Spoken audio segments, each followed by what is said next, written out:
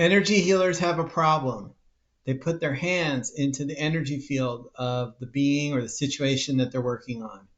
When you use a pendulum as an energy healing tool, you completely avoid this problem because you put the pendulum into the energy field and you are protected from the energies that you're working on.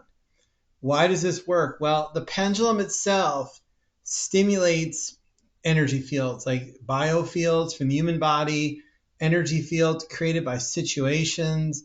Could be like people, animals, plants, also like a situation that's happening, like something that you want to occur, something you don't want to occur. You put the pendulum into the energy field and it does the work, and you never stick your hand in there, so you're protected. When you do pendulum alchemy, you keep your palm closed, you protect your hand chakra, and you also have a string on the pendulum that provides further insulation. And that's why I recommend when you're doing pendulum alchemy to not project your energy. A lot of healers want to project their energy onto what they're trying to heal or trying to work on. This is completely unnecessary when you're doing pendulum alchemy because the pendulum provides more than enough of a stimulus.